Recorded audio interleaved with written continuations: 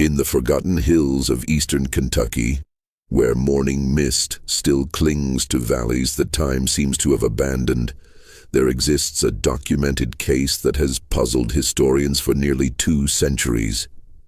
In 1834, the Reverend Ezekiel Morrison and his 9-year-old twin daughters, Rebecca and Rachel, arrived at the remote Baptist congregation of Pine Hollow, a community so isolated that maps of the era barely acknowledged its existence. What happened during their 3-day stay was meticulously recorded in the personal journal of Pastor William Phillips, a document discovered in 1987 when the old church was finally demolished. The journal entries describe events so precise, so unnaturally accurate, that modern psychologists have studied them extensively.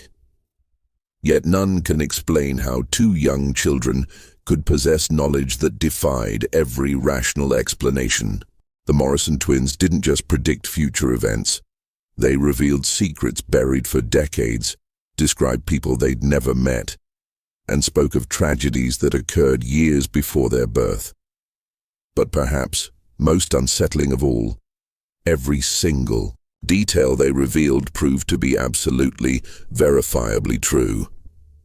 This channel isn't for everyone, only for those brave enough to confront mysteries that challenge our understanding of reality itself.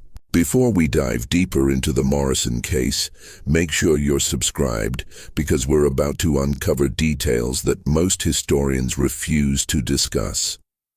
And tell us in the comments, what state are you listening from? Because what happened in Kentucky might have happened closer to your home than you think. The story begins not with the supernatural, but with something far more unsettling: the possibility that some human minds can access information in ways science still cannot comprehend. The Kentucky of 1834 was a land caught between wilderness and civilization, where communities like Pine Hollow existed in virtual isolation among the Cumberland foothills. This particular settlement had been established in 1818 by 3 families seeking religious freedom away from the denominational conflicts plaguing larger towns. By the time the Morrison family arrived, Pine Hollow consisted of barely 200 souls, most related by blood or marriage, all bound by the strict Baptist doctrine that governed every aspect of their daily lives. The community centered around a modest wooden church built with their own hands using timber from the surrounding hills. Pastor William Phillips, a learned man who had abandoned his comfortable life in Lexington to serve these frontier souls, maintained the only written records of births, deaths, marriages, and significant events. His meticulous nature would prove crucial in documenting what was about to unfold. Ezekiel Morrison was a familiar figure along the circuit of remote churches scattered throughout the Appalachian region. Tall and weathered, with prematurely gray hair that spoke of hardships beyond his 34 years, he traveled on foot with his daughters, carrying only a worn leather satchel containing his Bible, a few personal items, and the journal where he recorded his spiritual observations. He had been widowed for 9 years, ever since his wife Sarah died giving birth to the twins during a terrible winter storm that had isolated their cabin for weeks. The girls, Rebecca and Rachel, were striking in their identical appearance yet completely different in temperament. Rebecca, born first by mere minutes, possessed an outgoing nature that drew people to her immediately.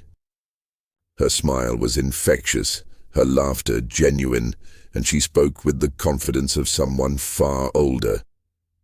Rachel, quieter and more observant, seemed to exist in her sister's shadow, yet those who looked closely noticed that she often began sentences that Rebecca would finish, or answered questions directed at her sister before Rebecca had a chance to respond. What made the Morrison family particularly noteworthy among the circuit preachers was Ezekiel's reputation for bringing spiritual renewal to struggling congregations. Stories followed them from church to church. Tales of backsliders returning to faith, of communities resolving long-standing conflicts, of spiritual awakenings that lasted for years after their departure. Some attributed this to Ezekiel's passionate preaching, but those who observed more carefully noticed that the real changes often began after private conversations with the twins. The journey to Pine Hollow had been particularly difficult. Late autumn rains had turned the mountain paths into treacherous mud, and Ezekiel had been forced to carry Rachel for the final 5 miles when she developed a fever. They arrived at sunset on November 15, 1834, just as Pastor Phillips was concluding evening prayers with the handful of congregants who attended weeknight services. Phillips later wrote that his first impression of the family was one of profound weariness, not just physical but spiritual. Ezekiel's clothes were travel-stained and patched, his boots worn thin from countless miles of mountain paths. The girls clung close to their father, Rachel still pale from her fever, Rebecca's usual brightness dimmed by exhaustion. Yet something in their eyes, an alertness, an awareness that seemed inappropriate for children their age, made Phillips feel inexplicably uneasy.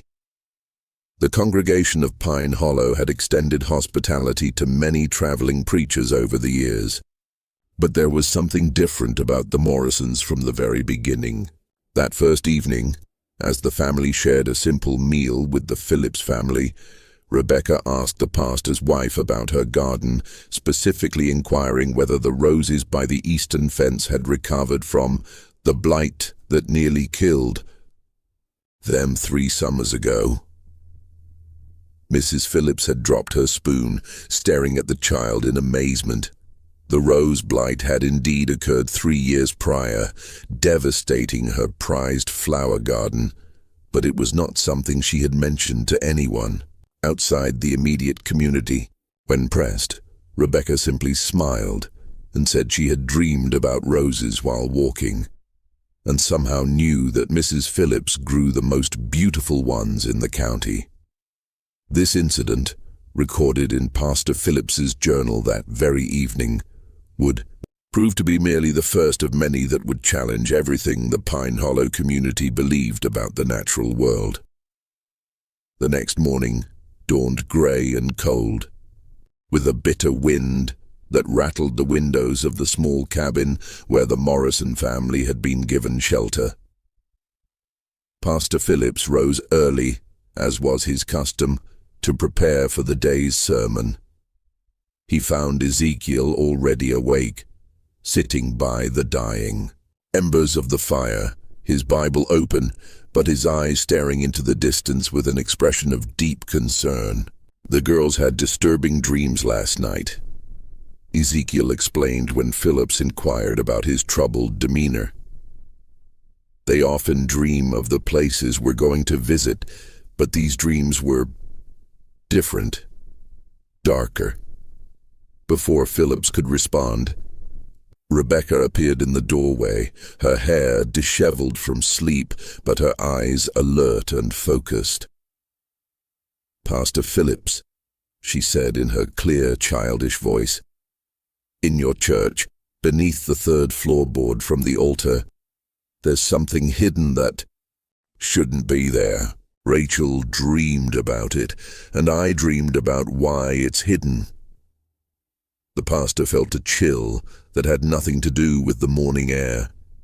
He had indeed hidden something beneath those exact floorboards, a bottle of whiskey that represented his ongoing struggle with temptation. Not a soul knew about it.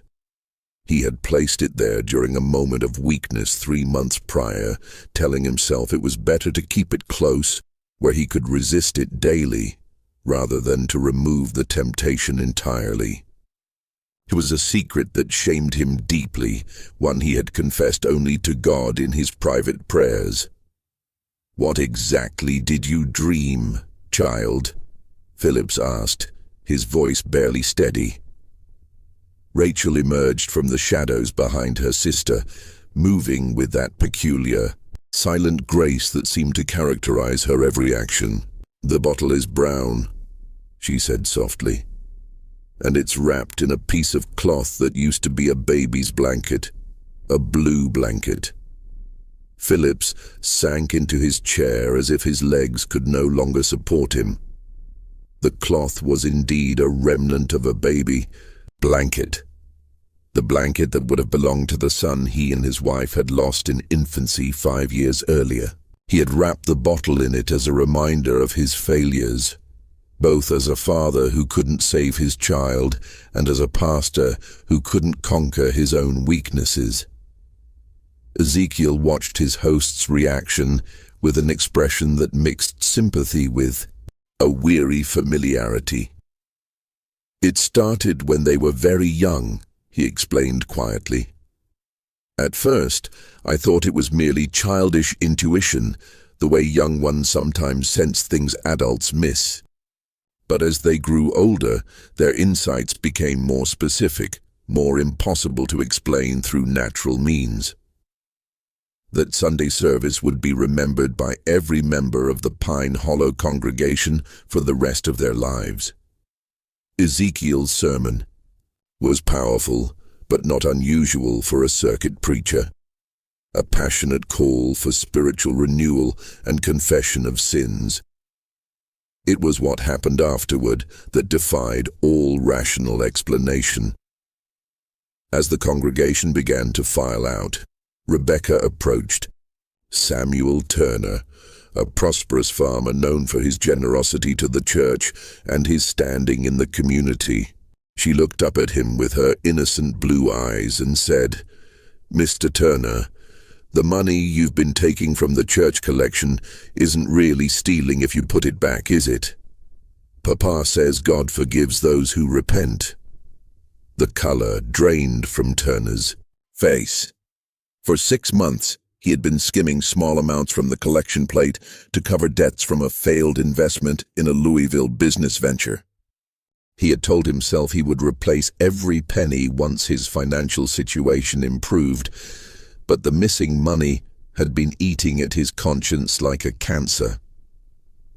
Before Turner could respond, Rachel moved to stand beside her sister and addressed Martha Whitfield, the elderly widow who served as the church's unofficial moral authority. "Mrs. Whitfield, your husband didn't die in the farming accident, did he? He's still alive somewhere, and that's why you hide the letters." The elderly woman swayed as if she might faint. Her husband had indeed abandoned her and their children 15 years earlier, taking their savings and disappearing one night without explanation. She had fabricated the story of his accidental death to preserve her dignity and her children's future in the community. The letters, Rachel mentioned, were the occasional correspondence she received from him, pleading for forgiveness and describing his new life in Missouri. She had never spoken of them to anyone. One by one, the twins moved through the congregation, speaking quietly to various members. To Dr. Hayes, they mentioned patients who had died under his care due to his lack of proper medical training. To the Miller family, they spoke knowingly of the son they kept hidden in their attic, a young man whose simple mind made them ashamed before their neighbors. To young Thomas Brett, they described in detail his secret meetings with Elizabeth Carter, the married woman whose husband traveled frequently on business. Each revelation was delivered with childlike innocence, without judgment or malice, as if the girls were simply sharing observations about the weather. Yet the accuracy of their statements was so precise, so impossible, that the congregation stood frozen in a mixture of terror and awe. Pastor Phillips watched in horrified fascination as his orderly community was turned inside out by 2 9-year-old children who spoke of secrets that should have been known only to God. But it was Rebecca's final statement that would haunt him for the rest of his days. She walked to the front of the church, stood before the altar, and placed her small hand on the wooden cross that had been carved by the church's founding members. "This is sacred ground," she said, her voice carrying clearly through the silent sanctuary. "But it's been stained by what happened here before. The Whitman family didn't die in a house fire, did they, Pastor Phillips? They died right here in this very room, and some of you know exactly why." The silence that followed was deafening. Even the wind outside seemed to have stilled, as if nature itself was waiting for someone to respond to this impossible accusation. The revelation about the Whitman family struck the congregation like a physical blow. Pastor Phillips, his face pale as morning frost, gripped the pulpit so tightly his knuckles went white. The Whitman tragedy was Pine Hollow's deepest secret, a wound that had never properly healed, despite 16 years of collective silence.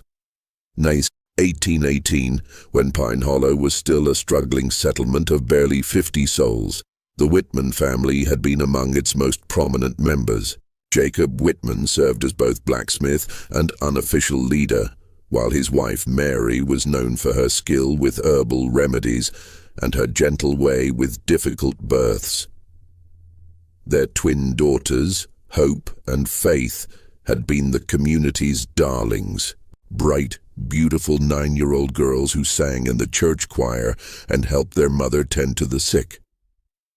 The official story, the one recorded in Pastor Phillips's predecessor's carefully maintained records, stated that the Whitman family had perished in a tragic house fire during a winter storm. Their bodies had been found in their home's remains, and they were buried in the church cemetery with appropriate ceremony. The community mourned, rebuilt, and moved forward, as frontier communities were forced to do when tragedy struck. But Rebecca's statement suggested a far different reality, one that several of the older congregation members had hoped would remain buried forever. Elder Thompson, now 73 and one of Pine Hollow's founding families, slowly rose from his pew. His arthritis made movement painful, but his voice carried the weight of decades when he finally spoke. "Child," he said, his words measured and careful, "you speak of things that happened before you were born, in places you've never been. How could you possibly know about what you claim to know?" Rebecca turned to face him, her blue eyes holding an unsettling maturity. "Faith Whitman had a birthmark on her left shoulder," she said quietly. "Hope had one on her right ankle. Faith always carried a wooden doll that their father carved, and Hope wore a silver locket with their mother's hair inside. When they died, Faith was wearing her blue Sunday dress, and Hope was in her nightgown because she had been ill with fever." These details, impossible for a stranger to know, sent a murmur of recognition through the older members of the congregation. Elder Thompson's wife clutched his arm, her eyes wide with recognition and fear. "The night they died," Rachel continued, her voice soft but clear, "it wasn't a house fire that killed them. They came to the church seeking sanctuary because someone was hunting them. They hid behind the altar, but they were found anyway." The church had grown so quiet that the sound of breathing seemed unnaturally loud. Pastor Phillips found himself remembering fragments of conversations he had heard over the years, whispered words that stopped when he entered a room, meaningful glances between the older members when certain topics arose, the way some families always left flowers at an unmarked spot in the cemetery. Samuel Turner, still shaken by the earlier revelation about his financial transgressions, stood up abruptly. "This is madness," he declared, though his voice lacked conviction. These children are speaking nonsense, making up stories to frighten us. There's no way they could know such things." But even as he spoke, other details began emerging from the congregation. Mrs. Carter, Elizabeth's mother-in-law, whispered something about bloodstains that had appeared on the church floor years later. Stains that couldn't be cleaned no matter how hard they scrubbed. Old Benjamin Foster mentioned the strange sounds that sometimes echoed from the church late at night. Sounds like children crying that had been dismissed as wind through the loose boards. Dr. Hayes, despite his earlier embarrassment about his medical qualifications, found himself speaking up with clinical precision. "I've always wondered about the church's foundation," he said slowly. "When I helped repair the eastern wall 3 years ago, we found what looked like, well, what could have been bone fragments mixed with the original mortar." The implications of his statement hung heavy in the air. If the Whitman family had indeed died in the church, if their bodies had been secretly interred within its very foundations, then every service, every prayer, every moment of worship had taken place over their unmarked graves. Ezekiel Morrison had been standing silently throughout these revelations, his weathered face showing deep concern but no surprise. He had witnessed similar scenes in other communities, watched as his daughter's impossible knowledge unraveled, carefully maintained lies and brought long-buried truths into the light. "Mr. Morrison," Pastor Phillips said, his voice strained, "how do your daughters know these things? What manner of gift allows them such insight?" Ezekiel was quiet for a long moment, studying the faces of the congregation before responding. "I've asked myself that question every day for years," he finally said. Their mother, Sarah, claimed to have the second sight, the ability to sense things beyond normal perception. But what the girls experience goes far beyond anything Sarah ever demonstrated.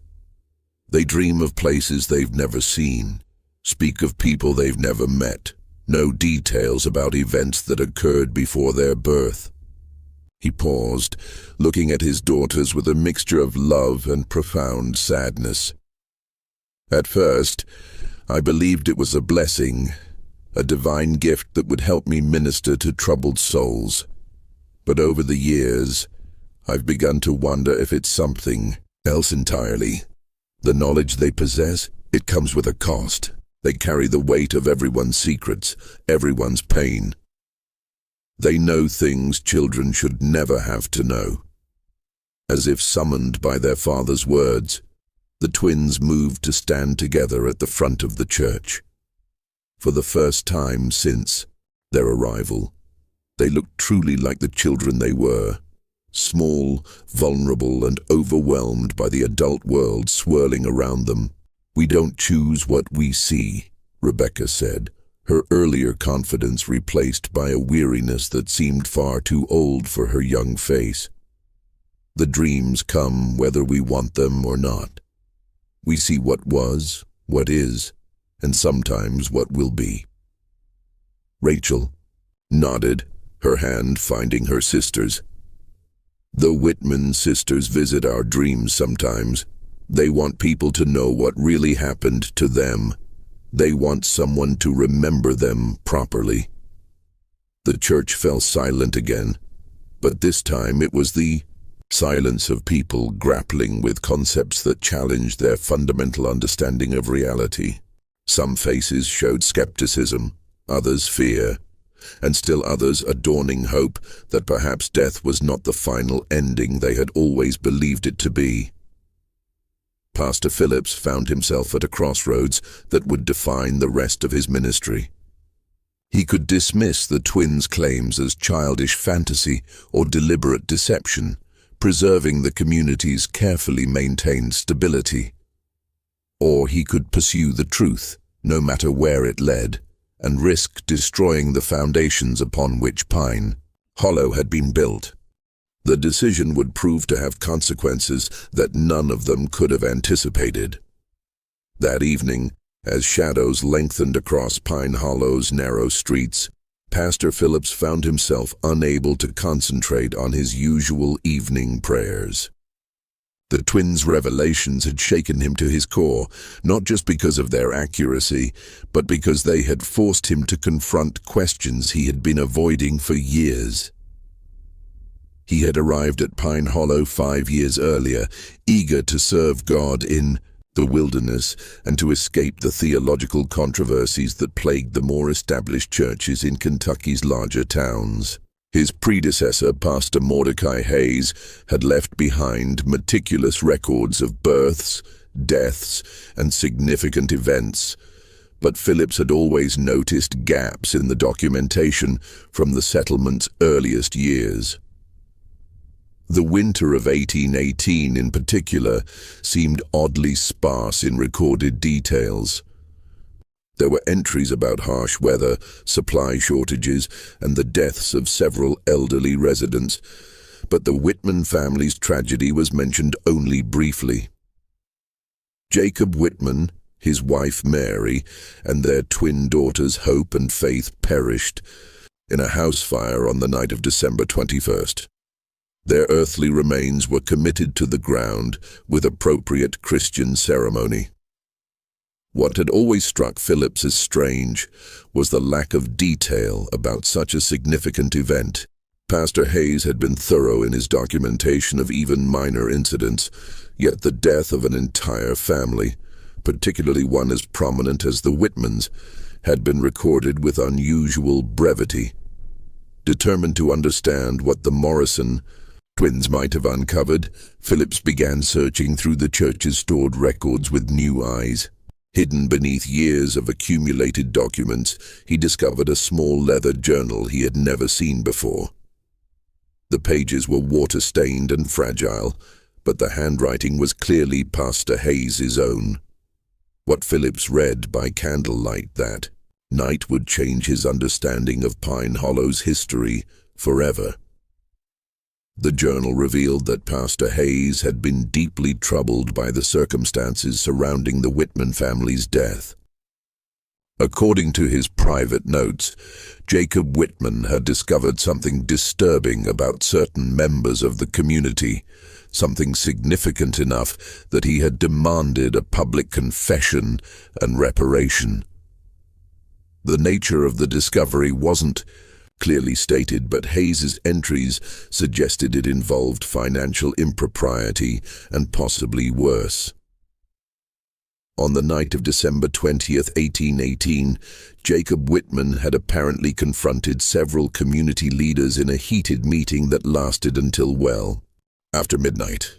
Hayes wrote of raised voices, accusations of theft and corruption, and threats of exposure that would destroy the reputations of some of Pine Hollow's most respected families.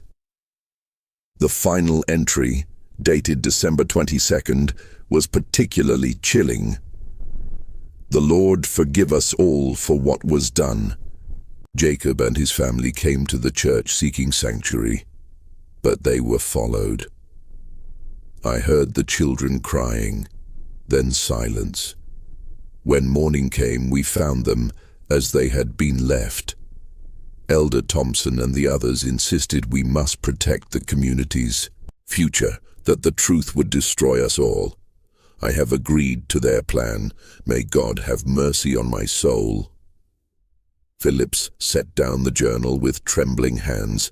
The implications were staggering. The Whitman family hadn't died in a house fire at all. They had been murdered in the church itself, and the community's leaders had conspired to cover up the crime. But how could the Morrison twins possibly know details that had been hidden for 16 years? How could they describe the children's clothing, their personal belongings, their physical characteristics with such precision? His contemplation was interrupted by a soft knock at his door. Opening it, he found Rebecca standing in the moonlight, still wearing her simple dress, but with her hair neatly braided as if she had been awake and preparing for something important. "Pastor Phillips," she said in her clear, childish voice, "you found Pastor Hayes's journal, didn't you? The one he hid behind the loose stone in the foundation?" Phillips stared at her in amazement. He had indeed found the journal in exactly that location, guided by a subtle draft that had led him to discover the loose stone. "How did you know where to tell me to look?" he asked. "Faith showed me in a dream," Rebecca replied matter-of-factly. "She said Pastor Hayes was a good man who was forced to do bad things. She wanted someone to know the truth." The casual way she spoke of receiving guidance from a long-dead child sent chills down Phillips's spine. "Rebecca," he said carefully, "what exactly do you see when you have these dreams?" The child's expression grew serious, and for a moment Phillips could see the burden she carried. "We see everything," she said simply. "Not just what happened, but why it happened. The men who killed the Whitman family didn't plan to hurt anyone. They just wanted Jacob to stay quiet about what he'd discovered." "What had he discovered?" Rebecca looked past him into the cabin where he could see Rachel sitting by the window staring out at the church cemetery. "The money for the church building didn't come from donations," she said. "Some of it was stolen from travelers passing through the valley. Jacob found out about it when he was asked to make horseshoes for horses that belonged to dead men." The pieces began falling into place in Philip's mind. The early years of Pine Hollow had been marked by frequent reports of travelers disappearing along the mountain paths. Officially, these disappearances had been attributed to natural dangers: bears, falls, exposure to harsh weather. But if Jacob Whitman had discovered evidence that some travelers had been deliberately murdered and robbed— "The church was built with blood money," Rebecca continued, her young voice carrying a weight of understanding that should have been impossible at her age. "That's why faith and hope can't rest. Their blood was spilled on ground that was already cursed." Phillips found himself face to face with a truth more horrible than anything he had imagined. The church he had devoted himself to serving, the sanctuary where he had prayed for guidance and comfort, had been constructed with the proceeds of murder and had itself become the site of even greater violence. But even as he grappled with these revelations, a part of his mind remained analytical, questioning. How could he verify any of this? How could he distinguish between supernatural knowledge and an elaborate deception? The answer would come sooner than he expected, and from a source that would challenge every rational explanation he might have constructed. The next morning brought an unexpected visitor to Pine Hollow. As the Morrison family prepared for their departure, their planned 3-day stay having already been extended to accommodate Sunday's dramatic revelations, a lone horseman approached the settlement from the Eastern Trail. The rider was a man in his 50s, well-dressed in the manner of townfolk, with a bearing that suggested education and authority. He introduced himself to Pastor Phillips as Thomas Brennan, a solicitor from Lexington who had been searching for information about events in Pine Hollow dating back to its founding years. "I represent the estate of one Marcus Webb," Brennan explained, as he accepted Phillips's hospitality. "Mr. Webb died recently in Louisville, and among his effects we found documents suggesting he had business dealings with this community in its early years. I'm attempting to trace the disposition of certain funds that may have been irregularly transferred." Phillips felt his blood chill. Marcus Webb was a name that had appeared in Pastor Hayes's secret journal, one of several travelers who had disappeared along the mountain paths in 1818 and 1819. According to Hayes's notes, Webb had been carrying a considerable sum of money intended for land purchases in Tennessee. Before Phillips could formulate a response, Rebecca appeared at his elbow with that uncanny timing that characterized so many of her appearances. She looked up at Brennan with curious eyes and said, "Mr. Webb had a gold watch with his initials engraved inside the cover. It had a crack across the crystal because he dropped it when he fell from his horse." Brennan's composure cracked visibly. "How could you possibly know about Marcus Webb's watch?" he demanded. That detail was mentioned only in his personal correspondence with his brother. Rachel materialized beside her sister, as if summoned by some invisible signal. "The watch is buried behind the church," she said quietly, "along with his money, bag and his horse's bridle. Elder Thompson put them there after what happened on the trail." The implication struck Phillips like a physical blow. If the twins were correct, if Marcus Webb's personal effects were indeed buried behind the church, it would prove that their knowledge extended far beyond what any normal child could possess. More importantly, it would provide tangible evidence of the crimes that had funded Pine Hollow's early development. Brennan dismounted his horse with urgent purpose.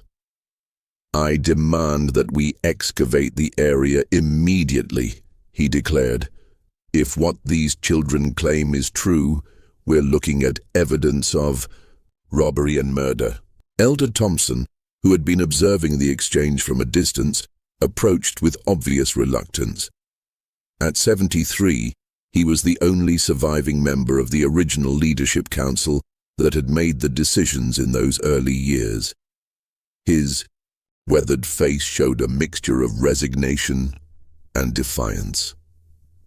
"You speak of things you don't understand, stranger," Thompson said, his voice carrying the authority of age and position. "This community was built by God-fearing people who did what they had to do to survive in the wilderness. Survival doesn't justify murder," Brennan replied sharply. "If these allegations are true, this entire settlement was founded on criminal acts." Rebecca looked up at Elder Thompson with those unsettling blue eyes that seemed to see far too much. "Mr. Thompson," she said gently, "the nightmares stopped coming after the first year, didn't they? You told yourself that meant God had forgiven you." Thompson's facade crumbled visibly. "Child," he whispered, "you couldn't know about, no one knows about the dreams where Marcus Webb begged you to let him go." Rachel continued, her soft voice carrying clearly in the morning air. "About how you see his face every night before you fall asleep." The old man sank onto a nearby tree stump as if his legs could no longer support him. "It wasn't supposed to happen," he said, his voice breaking. "We only meant to take the money. We were starving, our children were sick, and winter was coming. But Webb fought back, and then—" His confession hung in the air like smoke from a funeral pyre. Pastor Phillips realized he was witnessing the unraveling of everything he had believed about his community, his church, and his faith. Ezekiel Morrison, who had been standing silently through these revelations, finally spoke. "The truth has a way of surfacing," he said quietly. "My daughters don't choose what they reveal. They're simply conduits for information that demands to be heard." Brennan wasted no time in organizing an excavation party. Within hours, several men from the community were digging behind the church, guided by the twins' precise directions. Pastor Phillips watched with growing dread, knowing that each shovelful of earth brought them closer to evidence that would destroy Pine Hollow's carefully constructed mythology. They didn't have to dig deep. 3 feet below the surface, their shovels struck something metallic. Carefully brushing away the soil, they uncovered a tarnished gold pocket watch, its crystal indeed cracked as Rebecca had described. The initials MW were clearly visible. Inside the cover. Beside the watch lay a leather money bag, its contents long since deteriorated but its presence undeniable. The horse's bridle, though rotted by years of burial, was still recognizable for what it had been. Brennan examined each item with the methodical precision of a man accustomed to building legal cases. "This watch matches the description in Marcus Webb's correspondence exactly," he announced. "The crack across the crystal, the engraving, even the unusual chain link, everything is precisely as his brother described it." But it was Elder Thompson's reaction that provided the most damning confirmation. The old man stared at the recovered items with the expression of someone seeing ghosts, his lips moving in what might have been prayer or confession. "There were others," he said finally, his voice barely audible. "Webb wasn't the first, and he wasn't the last. The trail through these mountains was perfect for what we needed to do. Travelers came through regularly, usually alone, often carrying money for land deals or business ventures. The scope of the crimes was becoming clear. Pine Hollow hadn't been built through hard work and divine providence. It had been financed through a systematic campaign of robbery and murder that had lasted for years. But even as the evidence mounted, Phillips found himself grappling with questions that transcended the immediate crimes. How could the Morrison twins know details that no living person should possess? How could they describe victims they had never met? Crimes that had occurred before their birth, locations of evidence that had been hidden for decades. The answers would prove more disturbing than any rational explanation he might have constructed, and they would force him to confront the possibility that death was not the ending he had always believed it to be. As the sun set over Pine Hollow, that evening, casting long shadows across the excavation site and the church cemetery beyond, Phillips realized that his community stood at a crossroads. The truth was finally emerging after 16 years of careful concealment, but with it came questions that challenged everything they had been taught to believe about justice, redemption, and the nature of reality itself.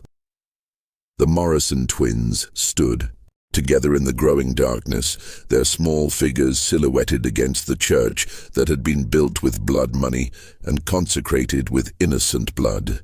They seemed to be listening to something only they could hear, their faces turned toward the cemetery where so many secrets lay buried beneath unmarked graves.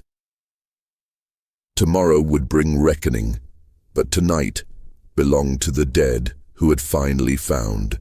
Their voices through 2 9-year-old children who possessed knowledge that defied every rational explanation. Dawn broke gray and cold over Pine Hollow, bringing with it a delegation of officials from the county seat. Word of the previous days. Discoveries had traveled fast, and Solicitor Brennan had wasted no time in contacting the authorities. By mid-morning, the small settlement found itself host to a county sheriff, a territorial judge, and 2 federal marshals who had been investigating the disappearances of travelers along the mountain trails for years. Judge Harrison, a stern man, with silver hair and piercing gray eyes, had established his temporary court in the church itself. A choice that struck Pastor Phillips as grimly appropriate, given the building's blood-soaked history. The entire community had been summoned to attend what would amount to both hearing and reckoning. Elder Thompson, his health visibly deteriorating under the weight of his confessions, sat in the front pew flanked by 2 other elderly men who had been part of the original leadership council. Their faces bore the hollow look of men who had carried terrible secrets for too long. But it was the Morrison twins who commanded the most attention.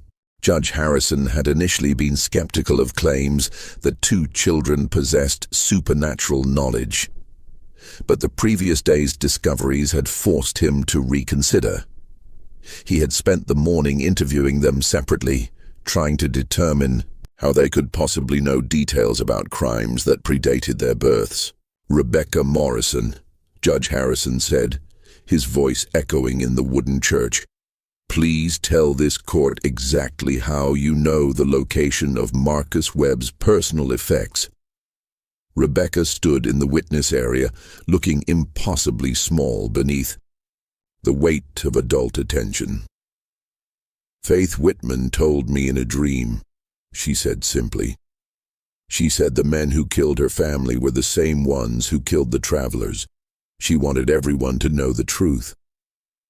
And you, Rachel Morrison, the judge continued, how do you know details about events that occurred years before your birth?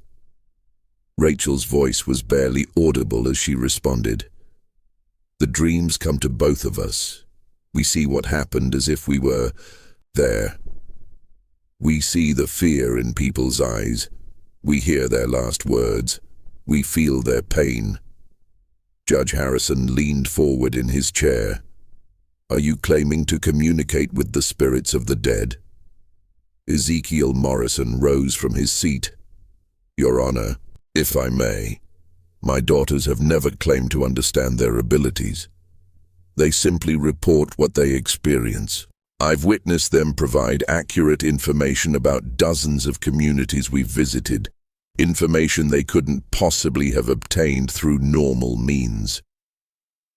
Sheriff Mackenzie, a practical man more concerned with evidence than supernatural claims, addressed the twins directly. Can you tell us how many people were killed along these mountain trails? Rebecca and Rachel exchanged one of their meaningful glances before Rebecca answered. 11 men over 3 years. Most were traveling alone with money for land purchases or business ventures.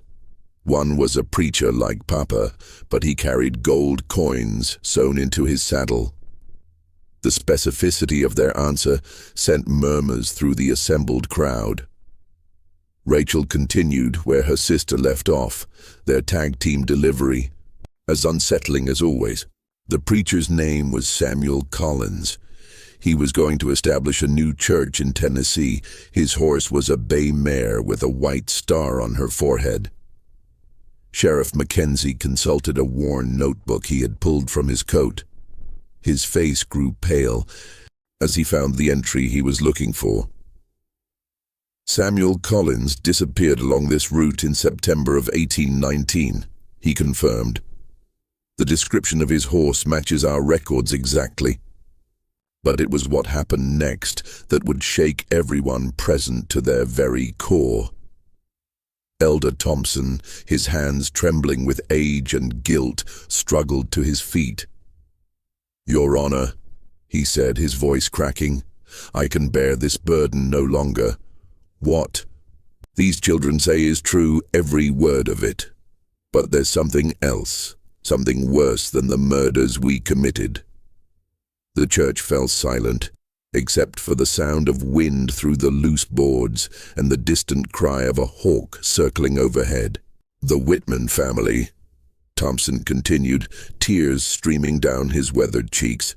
They didn't just stumble upon evidence of our crimes. Jacob Whitman was my brother-in-law. I confided in him about what we were doing, thinking family loyalty would keep him quiet. But Jacob had a conscience stronger than his loyalty. Pastor Phillips felt the world tilting around him as Thompson's confession unfolded. Jacob threatened to expose us all unless we made restitution to the families of the dead.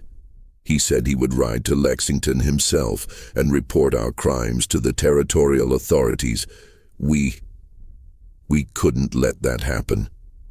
Too many families depended on what we had built here. Thompson's voice dropped to a whisper. On the night of December 21st, 1818, we followed the Whitman family to the church. Jacob had brought Mary and the twins here, thinking sacred ground would protect them. But we were desperate men with everything to lose. Rebecca had grown very still during Thompson's confession, her young face pale but determined. "Tell them about the babies," she said quietly. Thompson's composure cracked completely. "Dear God," he sobbed. "How could you know about the babies?" "Judge." Harrison leaned forward intently. "What babies?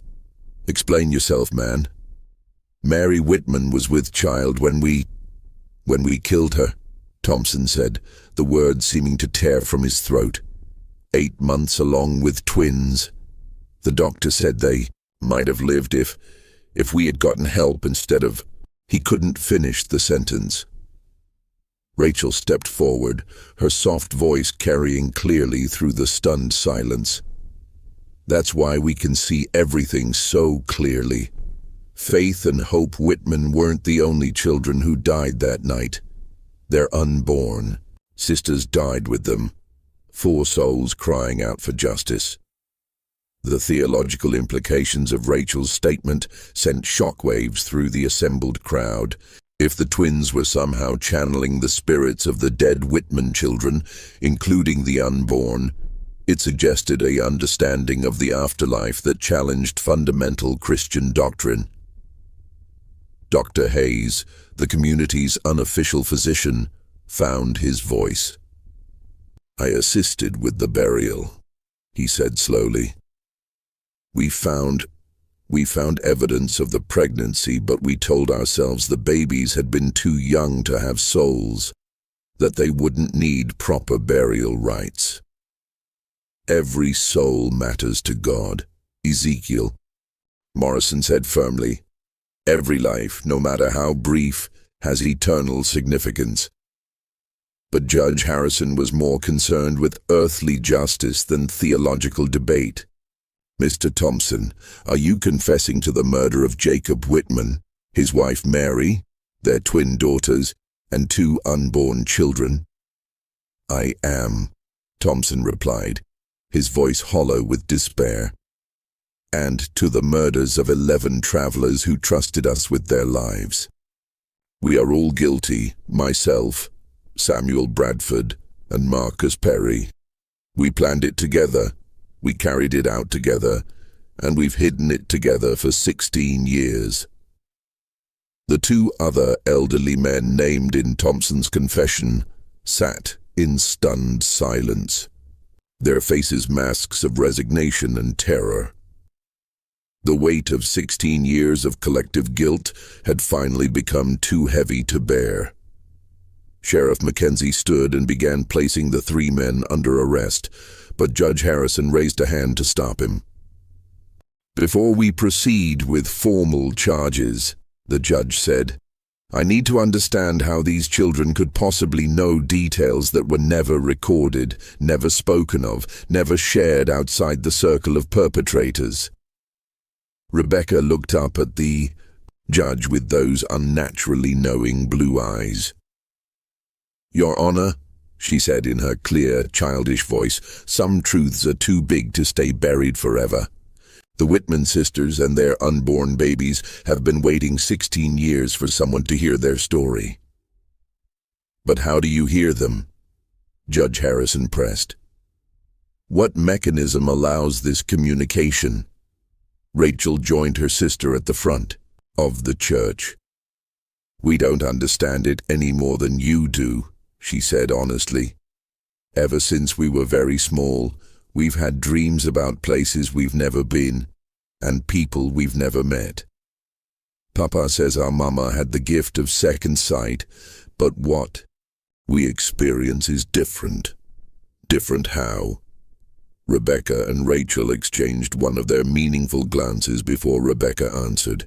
"Mama could sense things about living people, their emotions, their intentions, their hidden thoughts. But we see beyond that. We see the echoes that tragedy leaves behind, especially when innocent blood is spilled."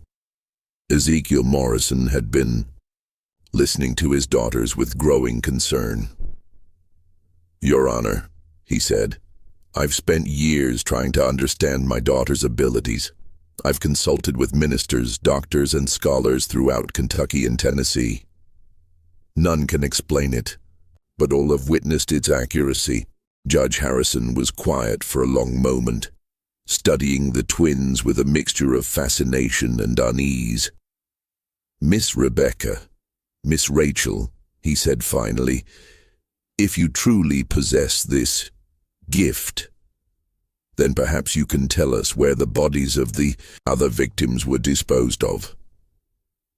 The question hung in the air like incense smoke, heavy with implication.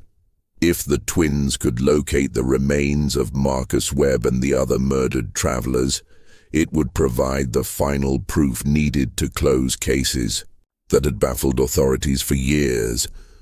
Rebecca closed her eyes as if listening to something only she could hear. "Some are in the old mine shaft east of town," she said after a moment. "Others were thrown into Devil's Creek, where the current runs deepest. But 3 were buried beneath the church floor, their bones mixed with the foundation stones."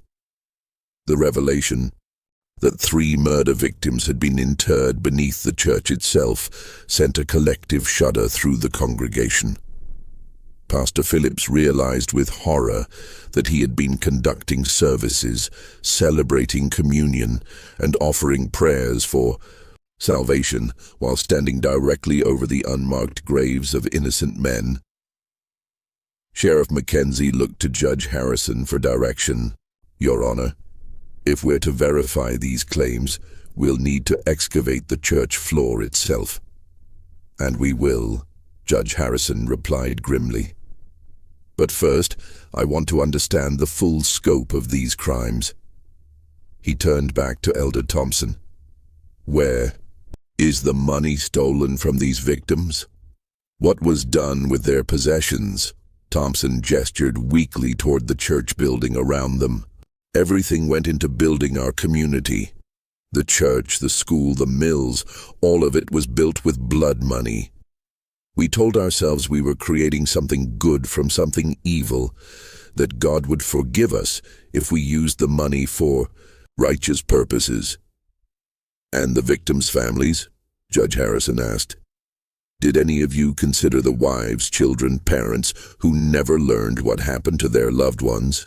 It was Rachel who answered, her young voice carrying a weight of sadness that seemed inappropriate for her age. "Marcus Webb had a wife named Elizabeth and 2 young sons.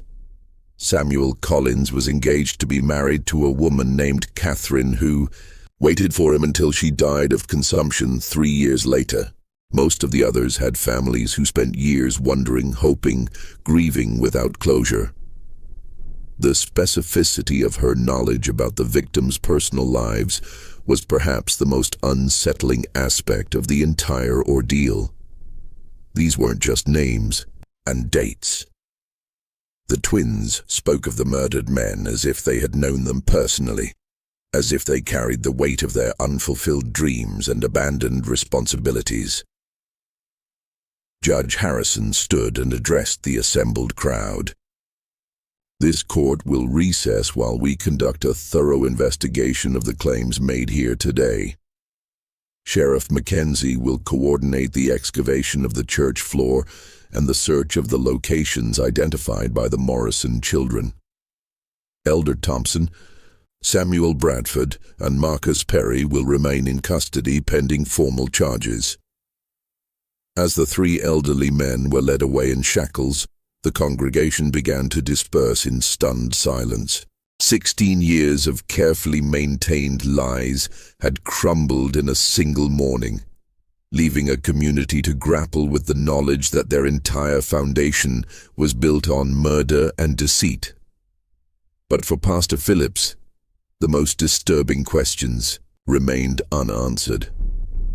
How could 2 9-year-old children possess knowledge that defied every natural law? What did their abilities suggest about the nature of death, the persistence of consciousness, and the possibility of communication between the living and the dead? The Morrison twins stood together in the emptying church, their small figures dwarfed by the magnitude of what they had revealed. They seemed tired, drained by the emotional weight of channeling so much pain and injustice. "Papa," Rebecca said, quietly. "Can we leave now? The voices are getting louder, and it's hard to keep them all straight." Ezekiel Morrison gathered his daughters close, his weathered face showing deep concern for the burden they carried. "Soon," he promised. "But first, we need to help these people understand what you've shown them." As the sun reached its zenith over Pine Hollow, casting sharp shadows across the church cemetery and the excavation site behind the building, the community prepared for revelations that would challenge everything they thought they knew about. Justice, redemption, and the eternal consequences of earthly actions. The truth was finally emerging from 16 years of darkness, but with it came questions that would haunt everyone present for the rest of their lives. The excavation of Pine Hollow's church floor took 3 days. Working methodically under Judge Harrison's supervision, Sheriff Mackenzie's team removed the wooden planks and began carefully digging through the packed earth beneath. What they found confirmed the Morrison twins' claims with chilling accuracy. 3 complete skeletons lay buried beneath the sanctuary. Their bones, indeed, mixed with the foundation stones as Rebecca had described. Personal effects found with the remains matched descriptions from missing person reports dating back to 1818 and 1819. A gold ring bearing the initials J.P. belonged to Joshua Patterson, a land surveyor who had disappeared while mapping territorial boundaries. A silver-handled knife was identified as belonging to William Morse, a merchant whose family had searched for him across 3 states. But it was the third set of remains that provided the most disturbing confirmation of the twins' impossible knowledge. Wrapped around the skeleton's neck was a distinctive copper cross that had been described in great detail by the family of Robert Chen, a traveling minister who had vanished while carrying donation money for a new church in Tennessee. As each piece of evidence was carefully catalogued, the scope of Pine Hollow's crimes became undeniably clear. This had not been a single act of desperate violence, but a calculated campaign of murder and robbery that had lasted for years. Judge Harrison, his silver hair seeming to have gained more gray during the investigation, addressed the reassembled community on the 4th day. "The evidence before this court is overwhelming," he announced. 11 men were murdered along these mountain trails between 1818 and 1820. Their killers used the stolen money to build this settlement, then compounded their crimes by murdering the Whitman family to protect their secret. Elder Thompson, Samuel Bradford, and Marcus Perry stood before the judge in shackles, their faces showing the hollow exhaustion of men who had carried unbearable guilt for too long. At their advanced ages, they knew they would never live to see freedom again. "The most disturbing aspect of these crimes," Judge Harrison continued, "is not their brutality, but their calculated nature. These men didn't kill in passion or desperation. They created a systematic method for identifying and murdering travelers, then used their victims' money to build what they presented as a godly community." Pastor Phillips listened to the judge's words with a growing sense of spiritual crisis. Everything he had devoted himself to serving, the church, the community, the shared faith that bound them together, had been built on a foundation of innocent blood. How could he continue to minister in a place so thoroughly corrupted by evil? But it was the Morrison twins who provided the most profound insight into the spiritual implications of Pine Hollow's crimes. "Judge Harrison," Rebecca said, her clear voice carrying easily through the packed church, "may we speak about forgiveness?" The judge looked down at the 9-year-old girl with a mixture of amazement and respect. After 3 days of witnessing, Her impossible knowledge proved accurate in every detail. He had learned to listen carefully to anything she said. "Of course, child. What would you like to say?" Rebecca and Rachel moved to stand together at the front of the church, beneath the wooden cross that had presided over 16 years of collective deception. "The Whitman sisters want everyone to know that they forgive the men who killed them," Rebecca said. "They understand that fear makes people do terrible things." Rachel continued the thought as she so often did. "But forgiveness doesn't erase consequences. The men who committed these crimes must face earthly justice, and the community must find a way to make things right with the families of the victims." Judge Harrison nodded solemnly. "The court agrees with that assessment. Elder Thompson, Samuel Bradford, and Marcus Perry will face trial for multiple counts of murder and robbery. But what of the community itself? What of the church and buildings constructed with stolen money?" It was Ezekiel Morrison who answered, his weathered face reflecting deep thought. "Your Honor, in Scripture we find that the sins of the fathers need not be visited upon the children if the children choose righteousness over convenience. This community can be redeemed, but only through confession, restitution, and genuine repentance." Pastor Phillips found his voice for the first time since the investigation began. "The church building itself must be consecrated anew," he said, firmly. "We'll remove and properly bury the remains found beneath the floor. We'll identify and compensate the victims' families to the extent possible, and we'll establish a memorial to ensure these crimes are never forgotten." Solicitor Brennan, who had been documenting everything for his legal records, looked up from his notes. "The Marcus Webb estate alone is entitled to significant restitution. His brother has authorized me to pursue full recovery of the stolen funds, plus damages for 16 years of family anguish." Elder Thompson, despite his shackles and failing health, managed to speak. "The money is gone," he said quietly. "Spent over the years on community improvements, individual family needs, church maintenance. We have nothing left to give." "Then the community itself bears responsibility," Judge Harrison declared. "The buildings constructed with stolen money will be sold, the proceeds distributed to victims' families as partial restitution. Pine Hollow will effectively cease to exist as a settlement." The implications of the judge's decision struck the assembled crowd like a physical blow. Families who had spent 16 years building lives in Pine Hollow would lose their homes, their church, their entire community structure. Children would be uprooted, elderly residents displaced, a generation of stability destroyed by the crimes of their leaders. But it was Rebecca Morrison who provided the most chilling final revelation. "Judge Harrison," she said, her young voice carrying an authority that seemed impossible at her age, "there's something else you need to know about Pine Hollow. The crimes didn't stop in 1820. The church fell silent except for the sound of wind through the loose boards and the distant thunder of an approaching storm." "What do you mean, child?" Judge Harrison asked, though his tone suggested he wasn't sure he wanted to know the answer.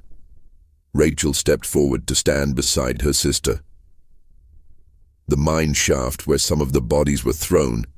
It's not just a place where old crimes were hidden. People are still disappearing along these mountain trails." Sheriff Mackenzie straightened in his chair. "Are you saying these murders have continued?" "Not the same people," Rebecca clarified. "Most of the original killers are too old now. But others learned from their example. The techniques, the locations, the methods of disposing of evidence. Knowledge like that doesn't die with its creators."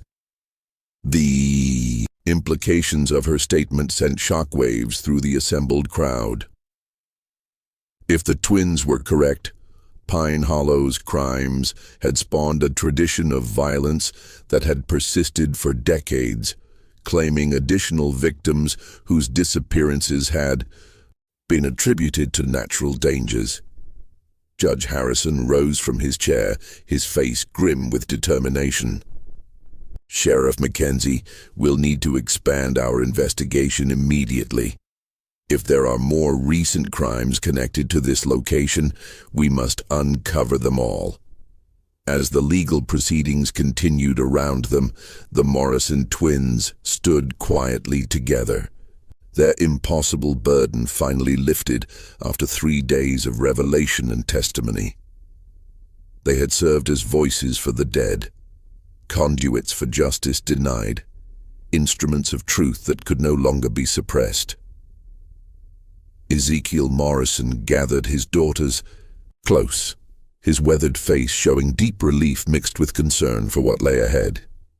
"Are you ready to leave this place?" he asked gently. Rebecca looked around the church one final time, her blue eyes taking in the wooden walls, the simple cross, the faces of people whose lives had been forever changed by her testimony. "The voices are quieter now," she said softly. "Faith and hope can rest." Rachel nodded, her hand finding her sister's. "But there will be other places, other voices. Papa, why do we have to carry all this sadness?" Ezekiel knelt down to his daughter's level, his eyes bright with unshed tears. "I don't know, little ones, but I believe God gives special burdens only to those strong enough to bear them. Perhaps your gift, whatever it is, serves a purpose larger than any of us can understand." As the Morrison family prepared to leave Pine Hollow, taking their mysterious abilities and terrible knowledge with them, Pastor Phillips found himself facing the most difficult decision of his ministry. Should he stay and help rebuild what could be salvaged from the community's ruins, or should he flee from a place so thoroughly tainted by violence and deception? The answer came as he watched the twins walking hand in hand toward their father's side. If 2 9-year-old children could bear the weight of such devastating truth with grace and forgiveness, perhaps there was hope for redemption even in the darkest places. 3 weeks later, Pine Hollow was a ghost town. The church building had been dismantled board by board, its materials sold to help compensate victims' families. The community's residents had scattered to other settlements across Kentucky and Tennessee, carrying with them the knowledge that their entire foundation had been built on innocent blood. But in churches across the region, a new story began to spread. The story of 2 young girls who possessed knowledge that defied rational explanation, who served as voices for the dead and instruments of long-delayed justice. Some dismissed the tale as frontier superstition, others embraced it as evidence of divine intervention in human affairs. The Morrison family continued their circuit through the remote churches of Appalachia, and reports continued to follow them. Communities experiencing spiritual renewal, long-buried secrets coming to light, mysteries solved through impossible knowledge possessed by twin girls who spoke with the authority of prophets despite their tender age. Judge Harrison's final report on the Pine Hollow investigation filled 47 pages and documented crimes spanning more than 2 decades. His concluding paragraph would be quoted in legal texts for generations. This case challenges our fundamental assumptions about the nature of justice, truth, and the persistence of moral accountability beyond the grave. While science cannot explain the source of the Morrison children's knowledge, the accuracy of their testimony cannot be disputed. Perhaps some truths are indeed too important to remain buried forever. Pastor Phillips eventually established a new ministry in eastern Tennessee, where he spent the remainder of his career helping communities confront difficult truths and seek genuine redemption. He never forgot the 3 days in Pine Hollow when 2 9-year-old girls had torn apart 16 years of carefully constructed lies with knowledge that no living person should have possessed. The mystery of Rebecca and Rachel Morrison's abilities was never solved.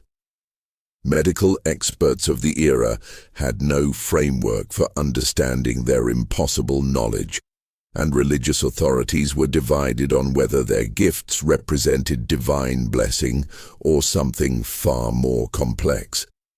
What remains undisputed is the historical record of their accuracy.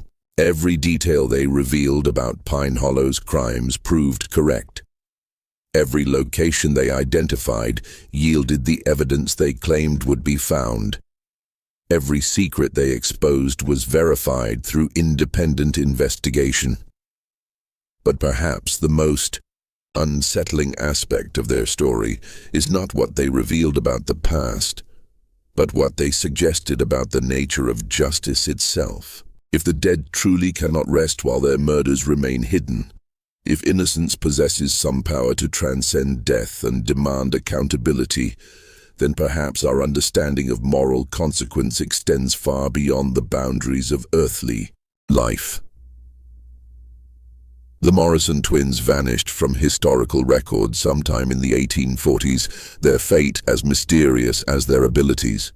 Some say they continued their father's ministry until their own deaths, serving as instruments of truth in communities across the American frontier.